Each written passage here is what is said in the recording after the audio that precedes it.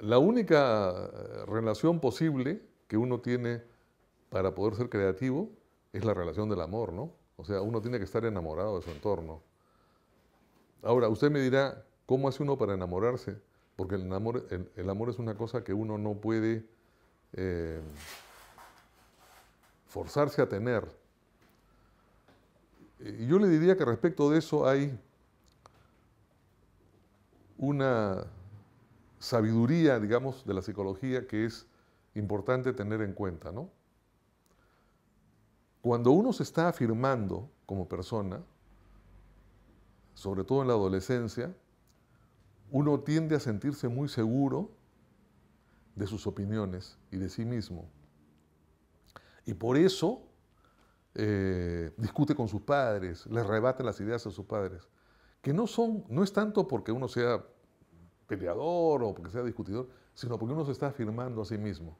Pero esa afirmación, que es sana en psicología, tiene un defecto, que le induce a uno a creer que uno tiene el derecho a discernir: yo estoy bien, tú estás mal. Y esa es la clave de todos los problemas, creo yo, en la vida, y de muchos de los problemas que tiene el Perú de hoy. Yo estoy bien, tú estás mal. Entonces hay un psiquiatra que escribió un libro que me impresionó mucho en mi adolescencia, que se llama I'm okay, you're okay.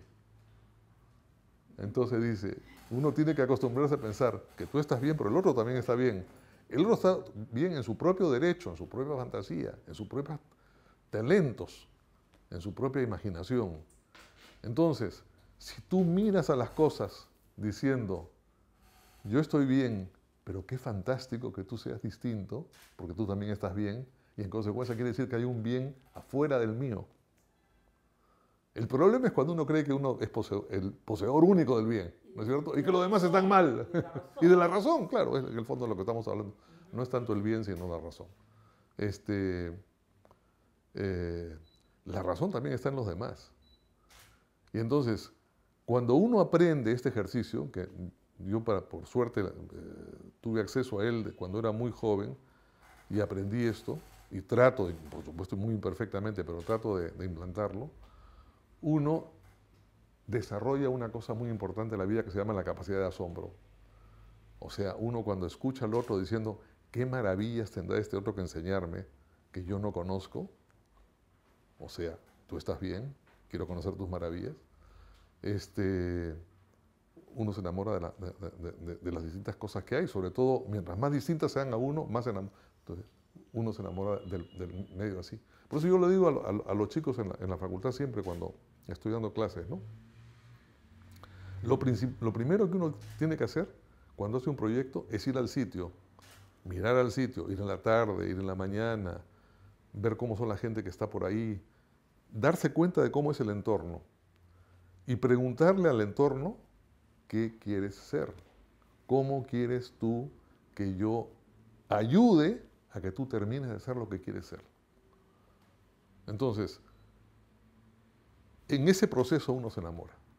Cuando uno se interesa en otra persona y empieza a preguntarle a la otra persona, inevitablemente uno termina enamorándose de la otra persona, porque se da cuenta que la otra persona tiene mucho más riquezas de lo que uno creía, sobre todo cuando vive uno en el esquemático sistema en el que vivimos en el Perú, en el que todos piensan, yo estoy bien y tú estás mal. Hay que vacar a PPK porque está mal, hay que votar al Parlamento porque está mal. Esa es yo fui parlamentario, me costó un trabajo de la patada llegar al Senado, y a los 20 meses un señor salió a la televisión y dijo, fuera todos el 5 de abril. Bueno, eso es terrible. Así no se puede construir un país, es imposible. Es imposible. Ah, es autoritarismo, claro. Y se ve en lo cotidiano. Pero sale, en el fondo sale de una cosa que es sana, que es el momento en que uno construye su confianza en sí mismo, ¿no? Que es la adolescencia. Pero la adolescencia, pues, tiene otras etapas después, ¿no? Y esas etapas son etapas en las cuales uno debe asentar básicamente esa idea, ¿no? Porque en la vida solamente hay tres posibilidades. O yo pienso que yo estoy bien y tú estás mal, en cuyo caso nada de lo que tú digas tiene ninguna importancia para mí, todo me va a parecer una estupidez y todo tengo que refutarlo, y en consecuencia no me puedo entender contigo. La otra posibilidad es que yo diga, tú estás bien, pero yo estoy mal. Es el problema del acomplejado. Entonces, la pugna se crea igual, porque en el fondo tengo tanta admiración por ti que yo pienso que yo soy incapaz de estar a tu altura y debatir contigo, y en consecuencia tengo que tirarte piedras, ¿no es cierto? Bueno, yo estoy bien, yo estoy mal y tú estás bien. Y la otra posibilidad, que es la posibilidad más feliz, más fecunda, es yo estoy bien y tú estás bien. Eso no quiere decir que tenemos que coincidir en todo. Eso no quiere decir que tenemos los mismos gustos. Pero sin embargo pienso, si yo tengo la actitud de pensar, tus gustos son tus razones, son razones atendibles, quiero entenderlas, ahí se produce la capacidad de amar. O sea, yo recuerdo con mucha pena lo que era la Miraflores de la época que yo he vivido toda mi vida como arquitecto en Miraflores, me vine a estar en Miraflores, no siempre en esta casa tan linda, pero en una etapa estuve en una oficina muy chiquita en Shell, pero en una etapa muy larga, que duró hasta el año 82, o sea, duró 20 años, desde el 82 estoy acá.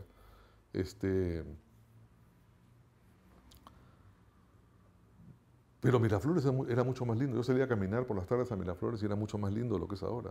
Además, tenía mucho más sentido de unidad, más armonía, ¿no?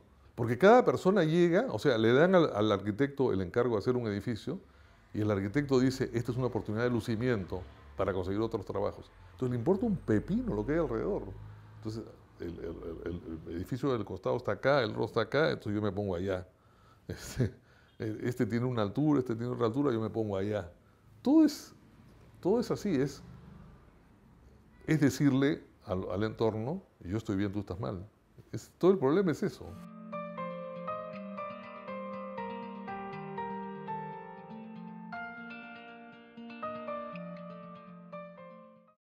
El problema es el siguiente, tal como lo entiendo yo.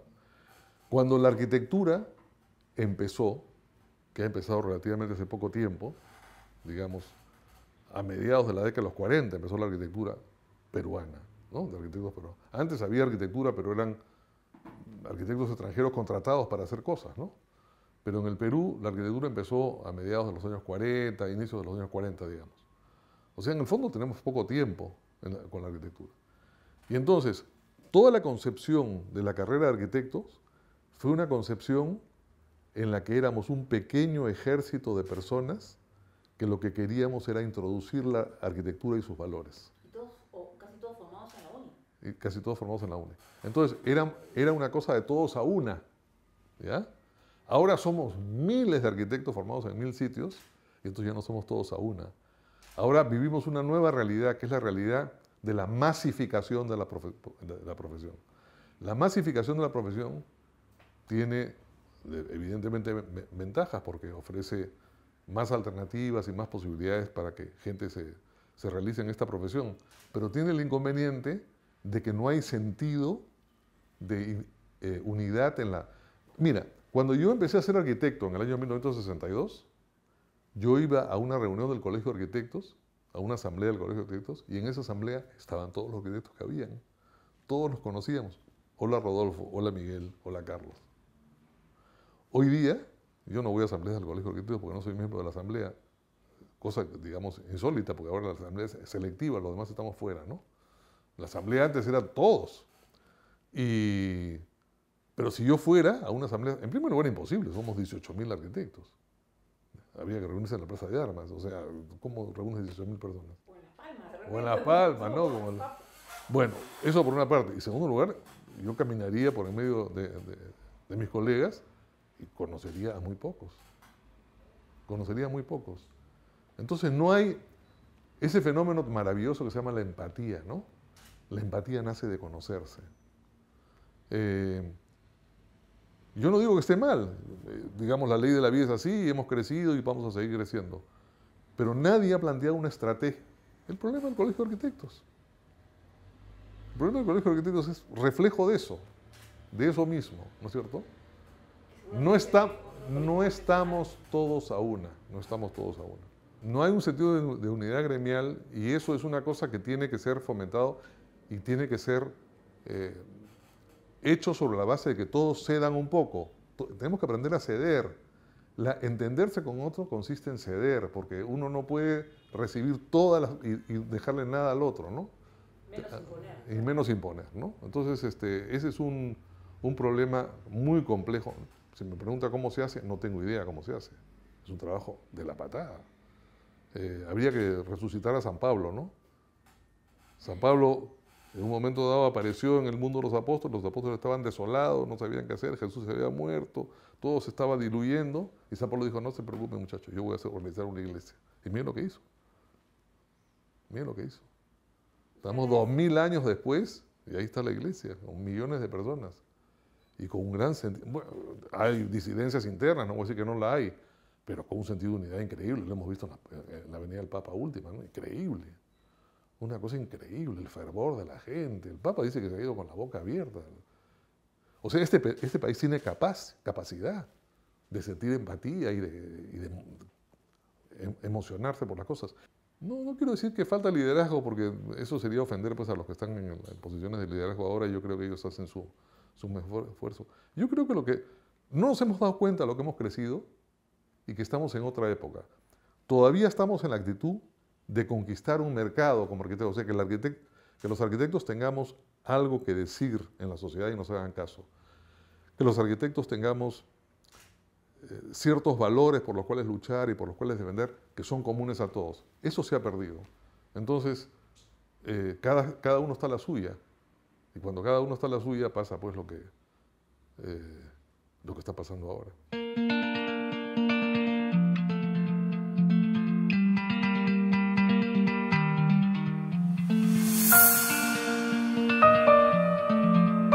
En cuanto a miles de estudiantes, ninguno, porque la Facultad de Arquitectura de la UPC es una de las más grandes. Tenemos 3.400 estudiantes. 3.400.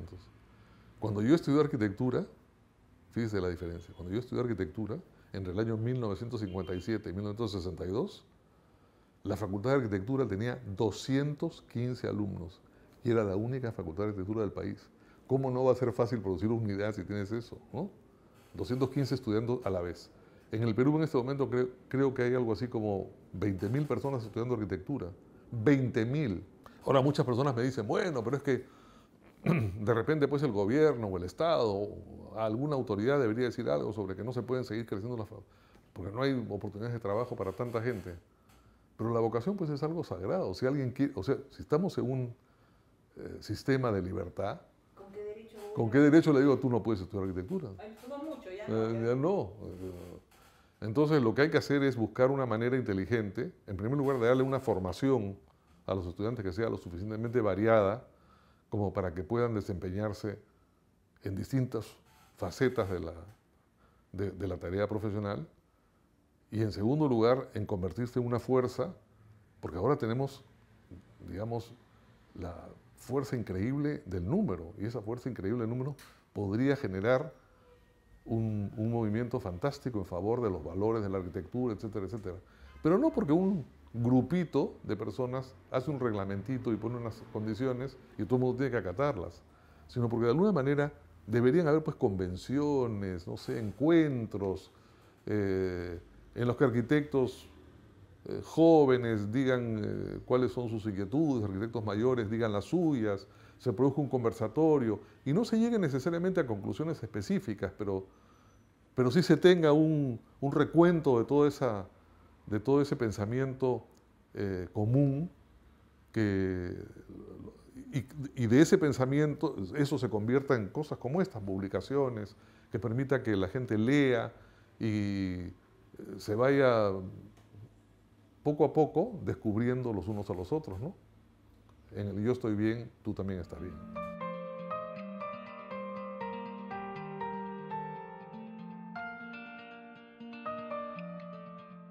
La investigación es una cosa que está empezando recién, ¿no?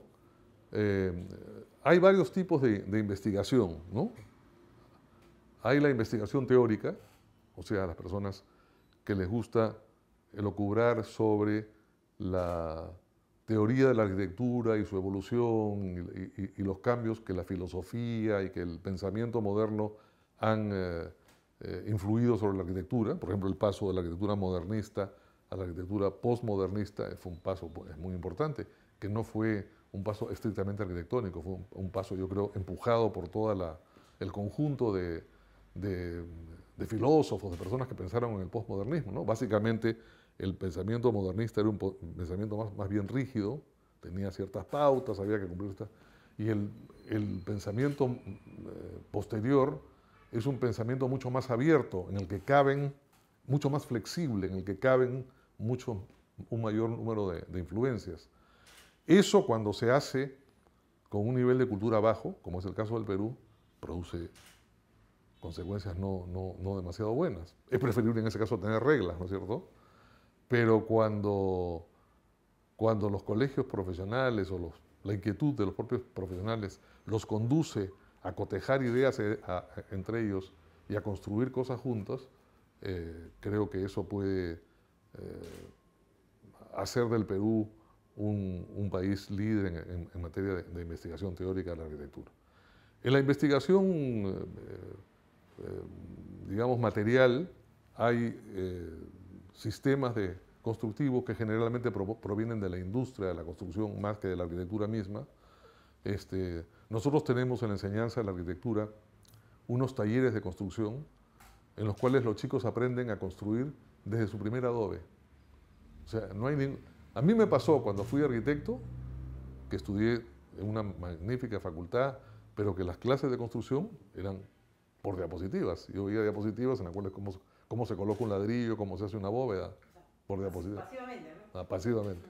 Entonces, no quiero que me pase eso, dije, en mi facultad. Entonces, todos los alumnos pasan por la experiencia de hacer su primer adobe. En el Perú, la base de la construcción es el adobe, porque así empezó la historia. Uno tiene que entender la historia del Perú y eso empieza con el adobe. Bueno, y con la piedra también, en cierta manera, pero ser picapedrero es un poco más complejo. Entonces, todos los chicos hacen un primer adobe, pasan por la experiencia de hacer un primer adobe. Y a partir de ese primer adobe hacen muchos adobes. Y en base a esos adobes hacen un muro, y hacen una bóveda, y hacen una cúpula. Y de ahí van pasando por todos los métodos de construcción hasta los métodos de construcción de concreto más complejos, pero hecho con sus manos. Entonces, en ese diálogo que hay entre yo construyo y veo cómo se comporta esto y cómo me explican que debo construirlo, y la experiencia de construir lo mismo, se me ocurren ideas para mejorar ese procedimiento. Y esa es una forma maravillosa de investigación. No es una investigación en el aire, es una investigación sobre la base de la experiencia. Nosotros todos los ciclos en la Facultad de Arquitectura de la UPC, terminamos el ciclo con una clausura de los talleres de construcción, que tenemos 3, ¿no? Uno en cada sede. Y entonces en esta clausura están todas las cosas que han construido que son cosas preciosas, ¿eh? Algunas de ellas preciosas. Y entonces los chicos nos tienen que explicar, van los padres de familia, los profesores y escuchamos a los alumnos que nos explican lo que han hecho durante el ciclo. Entonces yo siempre les digo, bueno, me interesa mucho que nos cuenten alguna experiencia personal. Y ahí la cosa se pone, hasta lloran a veces. Dice, yo arquitecto no podía creer cuando empecé a trabajar con el adobe y me di cuenta de lo maleable que es y me entusiasmé. Y entonces llegué a mi casa y no estaba contenta con solamente hacer adobes, entonces agarré un poco de barro y empecé a hacer, y he hecho este Mickey Mouse, entonces de repente saco un Mickey Mouse que ha hecho en adobe, ¿no? en tierra. No, es muy lindo. Los chicos aprenden a dialogar con el material. Eso creo que es una cosa interesante. Después tenemos una gran diversidad de talleres. Los talleres de diseño tienen una gran diversidad entre ellos para que los chicos en lo posible pasen por todas las experiencias. Yo soy enemigo de enseñar una cosa diciéndole, esto se hace así, ¿no? Paso 1, paso 2, paso 2. Tienes que pensar esto. Entonces hay un taller en el cual prevalece un sentido cartesiano y racional. Tienen esa experiencia. Después pasan a otro que es orgánico y libre. Otro que hace pues metáforas arquitectónicas. Entonces los chicos pasan por todas las experiencias y como yo, en la iglesia de San Felipe, descubren cuáles son las experiencias que más gravitan en él y descubren ahí la naturaleza de su vocación, ¿no? La vocación hay que alimentarla para saber qué cosa es lo que le interesa a la vocación de cada uno.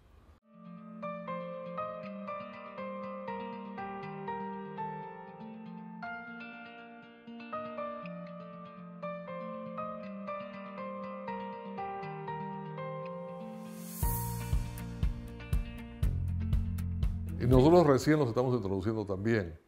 El problema con el que uno se encuentra cuando tiene esa cantidad tan grande de alumnos es que no hay tantas personas que saben de hablar de eso consistentemente, ¿no? Los pocos profesores que hay que saben de ese tema verdaderamente se los pelean, se los arranchan a las universidades porque todos lo quieren tener por lo valiosos que son y ellos no se dan abasto. Así que esa es una cultura, esa es una parte de la cultura arquitectónica que está en los mismos pañales en los que estaba la arquitectura en los años 40, ¿no? Que hay que empezarla a hacer desde cero. Pero eso no se hace de la noche a la mañana. Es muy reciente, claro. Es muy reciente y es una cosa que tiene, pues, apóstoles y falsos apóstoles, ¿no? Que muy fácilmente pueden desviar a una persona hacia una cosa que no es lo esencial, ¿no? Hay que tener mucho cuidado con eso.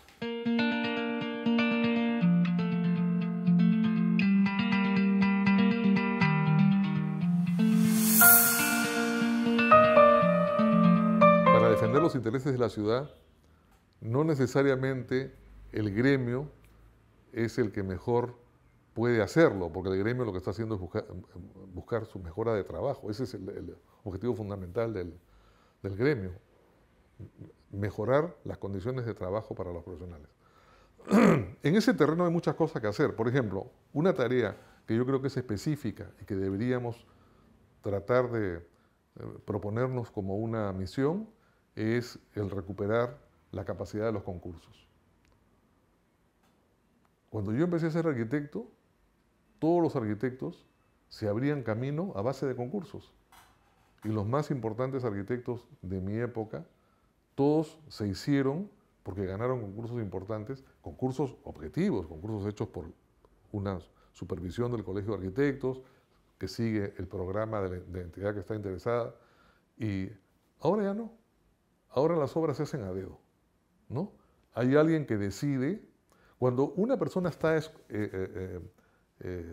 escogida a dedo, esa persona se convierte en un empleado de la persona que... Entonces, si la persona le dice, mira, haz el techo redondo y con una cuadrícula adelante, tú no le puedes decir que no, porque él te ha escogido a dedo. Si te dices que no, baja el dedo y llama a otro. ¿Te das cuenta? El concurso, en cambio, no. El concurso era una cosa fantástica, porque toda la profesión interviene. Por ejemplo, yo intervine en el concurso del Ministerio de Pesquería, entre otros. Y en el Ministerio de Pesquería intervinieron 57 equipos, 57 oficinas de arquitectura, cada una de 3 o 4. Donde está alojado ahora el Ministerio de Cultura, ¿no? Exactamente, 57 equipos. Y entonces, bueno, llegó un determinado momento en el que terminó el concurso, se dio el fallo, nosotros ganamos el concurso, y el Ministerio de Pesquería se empezó a construir, y nadie nos dijo, oye, esto tiene que ser así, esto píntamelo rojo, esto, ¿no? Como Alan García, por ejemplo, que un día paso por el Ministerio de Pesquería, dicho se pasó hace poco, y estaban pintándolo de crema. Entonces yo llamé por teléfono al ministro, que es mi amigo, era Juan Ocio en ese momento, y le dije, oye, ¿qué pasa? Me dijo, el presidente me ha llamado, me ha dicho que lo pinte de crema. Oye, pero el presidente no es arquitecto. Sí, pues me dijo, pues es arquitecto, es mi jefe, ¿qué hago? Entonces, mira, Juan, yo te recomiendo que dejes de pintarlo, porque si no te voy a armar un lío. Entonces me dijo, no, que no sé qué, somos amigos, que no sé qué. Entonces armamos una marcha ahí, delante del... Y la pararon. Fue Alan García que personalmente... Eso es terrible, ¿no?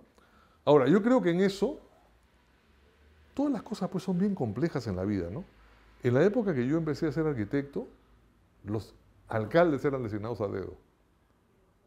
Entonces los alcaldes en el fondo no tenían mucha fuerza, porque dependían del nombramiento del...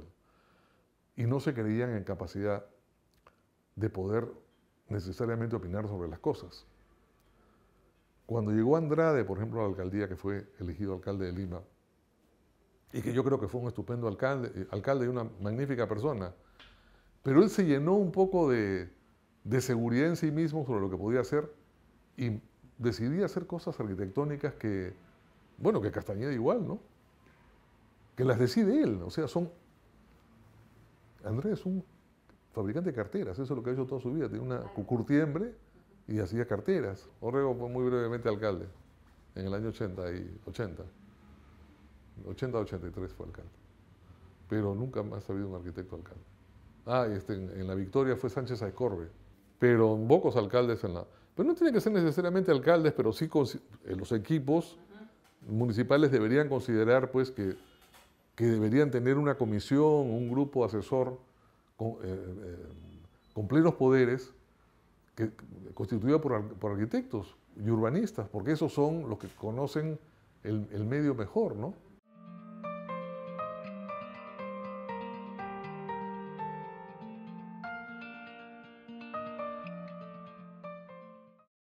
Que aprendan que porque son elegidos están bien, pero que los arquitectos también están bien y que son iguales. Ellos que tienen el mandato popular y los arquitectos que tienen el conocimiento de la profesión que han estudiado. Y que los urbanistas también están bien, por la misma razón. Tenemos que hacer una sociedad en la cual la gente respete más los ámbitos de las personas. En esta ciudad no se respeta el ámbito de las personas. El señor Castañeda Locio decidió que iba a hacer un bypass en 28 de julio. A nadie le ha explicado por qué, a nadie. Dicen que la razón es porque ese dinero estaba designado a la línea amarilla, o la línea verde, la línea verde que había hecho. Entonces quiso quitarle el dinero a la obra de Susana Villarán, porque Susana Villarán había sido derrotada por él, y a ponerlo en otra cosa. La ciudad no se puede manejar así. La ciudad no se puede manejar según los pequeños apetitos y rivalidades de los políticos. La ciudad se tiene que manejar con consejos. Yo me acuerdo, por ejemplo, en la época que yo era estudiante, en mis primeros años, ya no soy tan seguro de eso. Había en la Municipalidad de Lima, que era elegida a dedo en esa época, un alcalde, que me parece que era García Ribeiro, no estoy seguro, y que ese alcalde creó una cosa que se llamaba la Junta Deliberante Metropolitana. Esa es una de las mejores ideas que yo he visto para la municipalidad en muchos años. La Junta Deliberante Metropolitana era una junta que estaba constituida por arquitectos especializados en temas urbanos, en temas de preservación de monumentos históricos, en ese tipo de temas, y por urbanistas. Y ese consejo tenía una forma de renovación que era, digamos que el consejo estaba integrado por 12 personas, no me acuerdo, se pueden buscar los antecedentes, pero digamos que eran 12. Entonces, 2 los designaba el Colegio de Arquitectos de Lima, 2 los designaba las facultades de arquitectura de común acuerdo a la Facultad de Arquitectura de Lima. Estoy hablando de la Junta Deliberante Metropolitana de Lima, ¿no? Igual pues en cada ciudad. Y entonces esas personas llegaban a esos consejos en representación de los gremios y el alcalde no podía hacer obras sin consultarles a ellos. Lo que pasa es que nosotros nos hemos enfrascado en tantas luchas intestinas que nos hemos olvidado de la lucha principal, que es hacerle espacio a la arquitectura, ¿no? Y a los arquitectos. Se supone que hay un instituto metropolitano, ¿no? Y durante Susana Villarán, por ejemplo, ese instituto metropolitano hizo un plan, no me acuerdo cómo se llama, el plan no sé cuántos años, que lo presidía José García Calderón, que es un arquitecto que yo conozco bien porque fue profesor de la Facultad de Arquitectura hasta ese momento y renunció para hacer ese cargo de eso. Y entonces me llamó varias veces a enseñarme lo que estaba haciendo. Era un magnífico plan. Por supuesto entró Castañeda y lo botó a la basura. Eso es en Perú, pues. Y en ese plan intervinieron, no sé qué, 20 personas.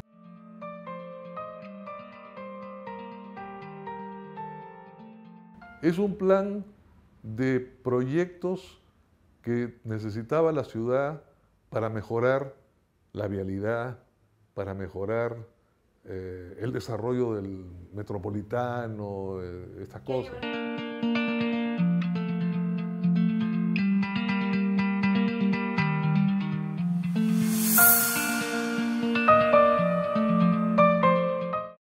Yo creo que sí, el Perú no solamente es posible, el Perú es un país... Mira, yo estoy en este momento muy fortalecido por la visita del Papa. No tanto por el Papa mismo, porque el Papa ha hecho lo que tenía que hacer, y sobre las opiniones del Papa y su gravitación, eso es una cosa personal de cada uno. Pero la respuesta de los peruanos ha sido cosa increíble, extraordinaria, extraordinaria. Digamos, si uno ve un país así y se da cuenta que hay esa capacidad de sacrificio, horas y horas bajo el sol, caminar, fue un infierno llegar a al sitio donde fue la cosa esta en la FAP.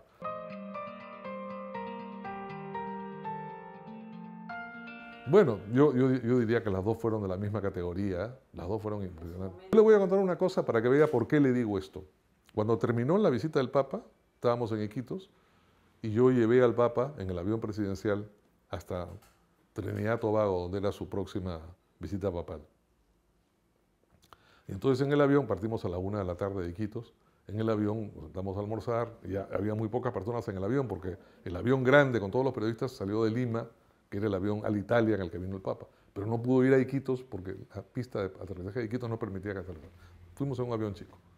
Entonces, almorcé con el Papa, conversamos, hablamos sobre el Perú, y estaba muy entusiasta, muy cariñoso, pero en fin, yo pensé que era lo que tenía que decir por galantería.